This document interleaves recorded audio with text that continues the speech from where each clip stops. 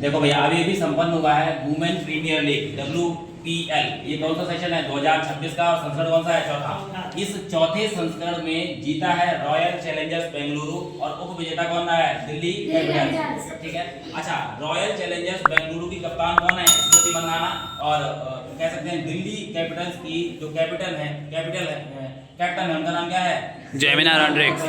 अच्छा जो विजेता टीम है उसे मिलता है 6 करोड़ रुपए, और जो उप विजेता टीम है कितना मिलता है, 3 करोड़। पहला सेशन जो इसका हुआ था वो कब हुआ था, 2023 में। कौन जीता है, मुंबई इंडियंस। दूसरा सेशन हुआ 2024 में, जीता है रॉयल चैलेंजर्स बेंगलुरु। तीसरा सेशन हुआ 2025 में, कौन जीता, मुंबई इंडियंस। और चौथे सेशन में वापस कौन जीत गया, RCB। यानी कि 2 बार अब तक मुंबई इंडियंस जीता है, और 2 बार कौन जीता है, RCB जीता है। अच्छा अब दूसरी बात सुना, अब तक 4 सेशन हुए हैं, इन चारों ही सेशन में उप विजेता कौन है, दिल्ली कैपिटल्स। तो किस्मत ज्यादा खराब किसकी है, दिल्ली कैपिटल। इसके बाद भैया सर्वाधिक रन ऑरेंज कैप मिला है स्मृति मंधाना को, इन्होंने 377 रन बनाए। किस टीम की है ये, RCB की कप्तान है, ठीक है ना। पर्पल कैप मिला है सोफी डिवाइन को, 17 विकेट लिए इन्होंने, ये गुजरात जायंट्स की खिलाड़ी हैं। इसके बाद भैया नेट सिबर ब्रंट, ये एकमात्र ऐसे खिलाड़ी हैं जिन्होंने क्या लगाया, शतक लगाया, 100 रन बनाए इन्होंने। मुंबई इंडियंस की खिलाड़ी हैं, और प्रॉपर किस देश की हैं, इंग्लैंड वाली हैं। ठीक है, इसके बाद भैया WPL 2026 की सबसे महंगी खिलाड़ी कौन थी, दीप्ति शर्मा। यूपी वॉरियर्स ने खरीदा था 3.2 करोड़ में। अब तक कितने एडिशन हुए, 4। इन चारों में सबसे महंगी खिलाड़ी कौन थी, स्मृति मंधाना।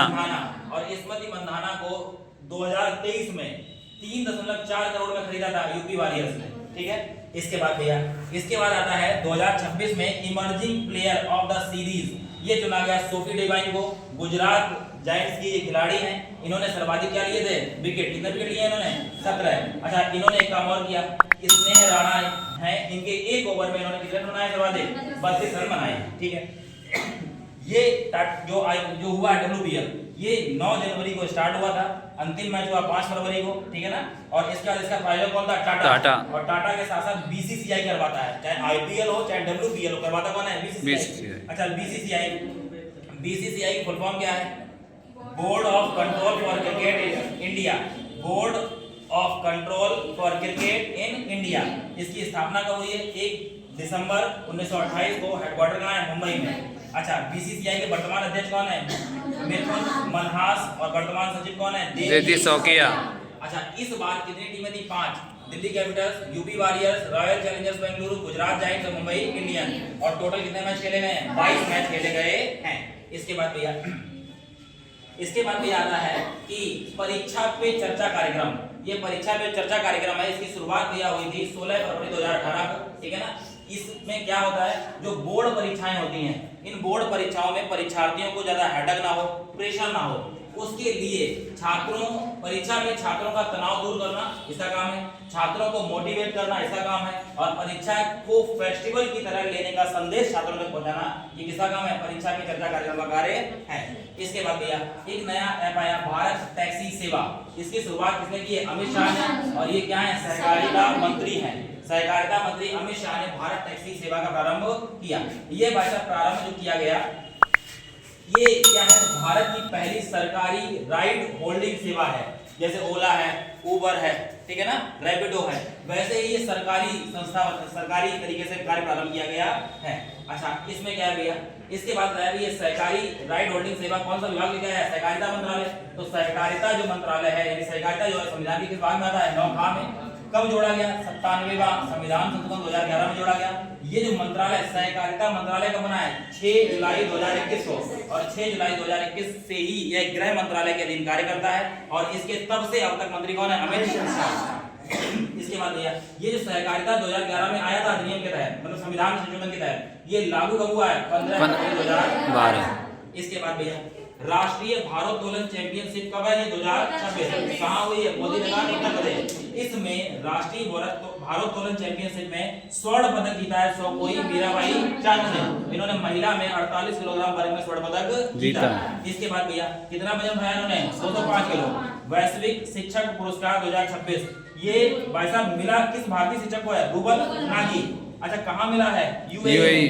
कितना पैसा मिलता है, 1 मिलियन अमेरिकी डॉलर रुपए मिलता है। इसके बाद भैया रूबल नागी ने आर्ट फाउंडेशन के माध्यम से 100 से अधिक निम्न आय वाले समुदायों और गांव में कितने 800 से अधिक शिक्षण केंद्र स्थापित शिक्षण किए। केंद्र स्थापित किए।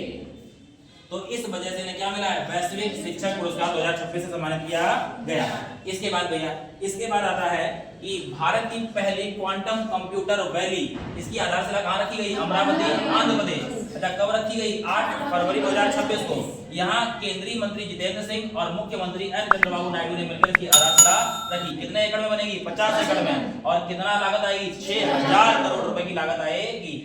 इसे भारत की पहली एकीकृत क्वांटम पारिस्थितिक तंत्र बनाया जाएगा। एक बात हो गई। इसमें कौन कौन सहयोग कर रहा है, IBM है, TCS है और भी कंपनियां भारत की काम कर रही हैं। उद्देश्य क्या है इसका, कंप्यूटर की गति बढ़ाना, जिससे स्वास्थ्य, रक्षा, डेटा सुरक्षा और में क्या लाई जा सके, क्रांति लाई जा सके। इसके बाद भैया, भारत का पहला एंटी ड्रोन बंदरगाह कौन बना है, VO चिदम्बरम बंदरगाह। अच्छा, ये 5 किलोमीटर की सीमा में 360 डिग्री कवरेज के साथ अगर कोई भी ड्रोन आता है उसका पता लगाएगा और उसे क्या कर देगा, निष्क्रिय कर देगा। ये किस राज्य में है भैया, तो तमिलनाडु। इस VO चिदम्बरम बंदरगाह का पुराना नाम क्या है, तूतीकोरिन बंदरगाह। अच्छा, भारत में 3 सर्वाधिक बड़े बंदरगाह किस राज्य में, तमिलनाडु में, ठीक है ना। तमिलनाडु में 3 बड़े बंदरगाह कौन कौन से हैं, पहला तो भाई साहब यही है VO चिदम्बरम बंदरगाह, दूसरा बड़ा बंदरगाह है चेन्नई बंदरगाह और तीसरा बड़ा बंदरगाह है एन्नोर बंदरगाह। ये तीनों कहाँ है बड़े बंदरगाह, तमिलनाडु। अच्छा, इसके बाद भैया, यहाँ भारत की पहली बंदरगाह आधारित हरित हाइड्रोजन और अमोनिया इकाई भी स्थापित की गई थी। कहाँ की गई थी भैया, VO चिदम्बरम बंदरगाह में की गई थी। इसके बाद भैया, इसके बाद आता है बिमस्टेक। ये जो भैया बिमस्टेक है, बिमस्टेक 2026 की मीटिंग कहाँ हुई है, गांधी नगर गुजरात में हुई है। एक बात हो गया भैया। दूसरी बात, इस बिमस्टेक की स्थापना कब हुई थी, 6 जून 1997। कहाँ हुई है, बैंकॉक में। इसके बाद इसका मुख्यालय कहाँ है, ढाका। और इसमें कितने देश हैं, 7। कौन कौन है, भारत है, श्रीलंका है, बांग्लादेश है, भूटान है, म्यांमार है, नेपाल है और थाईलैंड। ये 7 देश इसके अंतर्गत आते हैं, ठीक है ना। और बिमस्टेक की फुल फॉर्म क्या है, Bay of Bengal initiative multi sectoral, इसका क्या है, टेक्निकल इकोनॉमिक कॉर्पोरेशन। और ये भाई साहब कब है, 2026 की मीटिंग कहाँ हुई है, भारत में। भारत में कहाँ, गांधीनगर गुजरात।